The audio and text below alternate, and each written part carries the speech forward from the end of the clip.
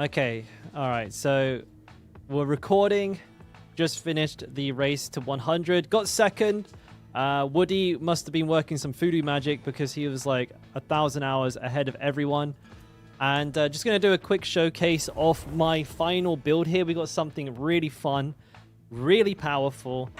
And we're going to do a quick run and then we're going to do a breakdown at the end of the run of the build. I'll go through the skills, the gear, and the Paragon board. And of course, there'll be a build planner on or in the description for this one as well, so you can follow it along. Let's just hope I don't die here after all of this work. Oh, Christ, cat. Just turn the music up to full blast. Wow, my eardrums. Because I am pretty tired. We've been up for like 30, 40 hours. Ouch. Alright, so at the moment, my cat's going ballistic, but we're going to try and do our best here not to die.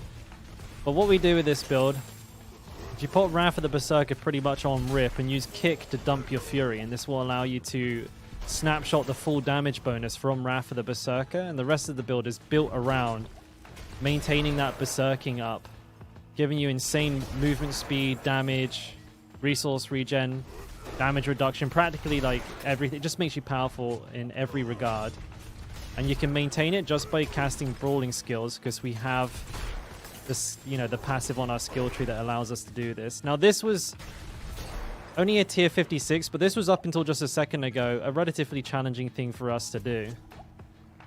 I'm just going to run around here a little bit, look for the enemies. But we're using Leap just to position ourselves for enemies. Gives us a nice little mobility utility. But also, again, it procs Fury, a lot of it. And it also procs Berserking for us. So we can have Berserking up before we start charge, which is good because it means we can have that damage, you know, that damage bonus applied to the first instance of damage that charge applies, not just the second. It's really nice. But you can see the speed here is like ridiculous. We have double swing for any times that there are, like, you know, gaps needing to be filled, but we probably won't need to use that. Now, I think if you get the Ring of Ravenous as well, the new Rend Ring, you can maybe even have Rend instead and just give your you can give your charge a really, really powerful passive bleed as well, which could be quite an interesting way to build this out. I'm just going to kick these guys because I don't like the way they look. Now, this is a max Fury build, so you want to try and keep your Fury as high as possible at all times, but if you don't like an enemy, you can just kick them. It will dump your Fury, but it will like basically guarantee a one-shot.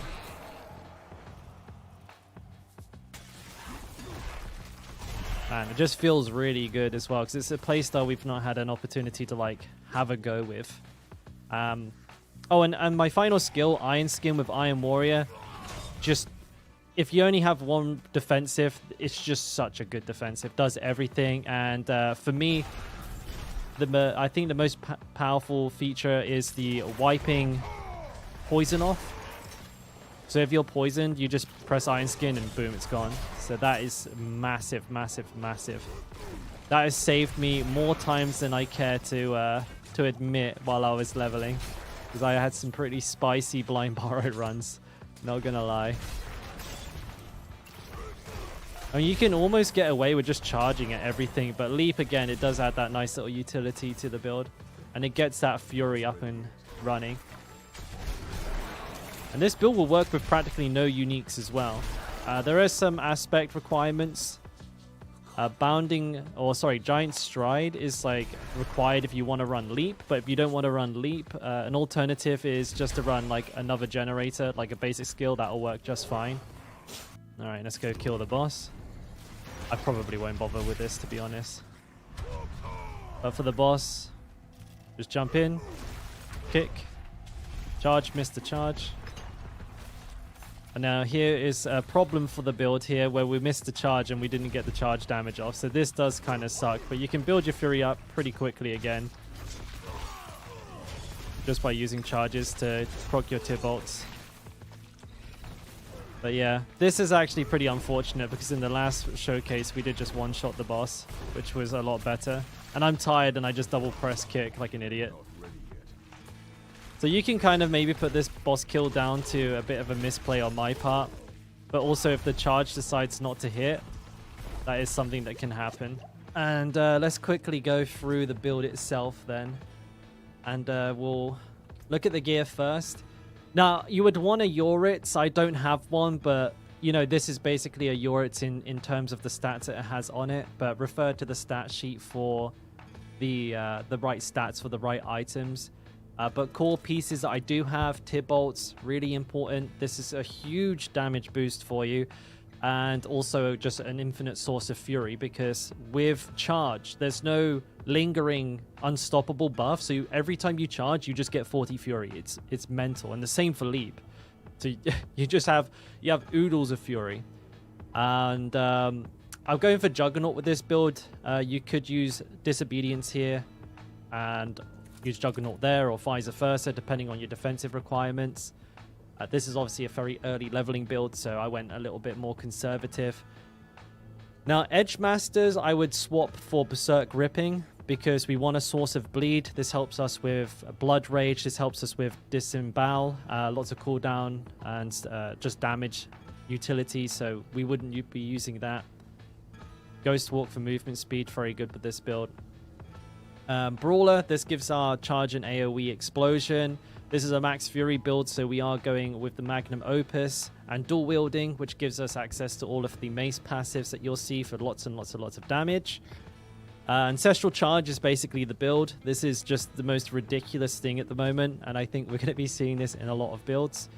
I'm using the Bear Clan Berserkers aspect on the ring here to get that, get that charge cooldown down to like literally 0 under the right circumstances. But I will experiment with this slot a little bit more to make sure this is the absolute best thing to use here. But as you could see, I could basically cast both leap and charge whenever I felt like it. And as for the necklace, refer to the stat sheet. This is just the best that I could find, but you would want a pretty generic like damage, CDR, like passive, defensive kind of amulet, so nothing too crazy there. We'll quickly browse through the skills, but again, the build planner will be the best thing to look at here. There's not really anything too exciting going on. Like I said, we have a lot of stuff around keeping our berserking up, so double swing itself. Then we have Battle Feather, which allows us to get berserking from all of these skills here. I'm using Strategic Iron Skin in combination with 3 and Thick Skin to fortify at the moment. You won't do this. The build planner will not reflect this because you won't have to do this. I did because I didn't level up my pet. So we'll have more points spread out across other more useful things, possibly Concussion, or actually probably more likely Tempered Fury for extra damage there. And we're using Unconstrained because that's really powerful and works extraordinarily well with this build. And the same with the Paragon board. You're not going to have this one. This was kind of... I leveled it in an order that was most useful to me as I was leveling, but you'll see the final version in the build planner. But generally speaking, the stuff in it will be the same, just in a different order and slightly different priorities with some of the rare nodes and stuff. But we have Brawl, big damage boost for our brawling skills. Disembowel for the cooldown, and most of the, well, if not all of the enemies that we kill will be bleeding. We have Exploit for vulnerability because Metamorphosis is gone. Ire because it's a berserking build, and Ambidextrous because it's a dual wield build. Lots and lots and lots of damage. As you can see, there's not too much tankiness, but the content this season. Sorry, the cat is.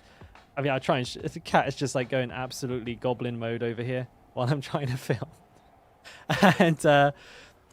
So there's not too much of a necessity for that right now. But if there is, of course, the build planner will be updated to reflect the sort of current meta of the game. But that is it. Let me know if you found this one useful, if you found this build fun, or if you maybe spot some things that you would suggest as improvements. Always welcome the feedback. But I'm going to bed now. Been up for way too long. Thanks for watching. Don't forget to like and subscribe. Check out the Twitch. Bye.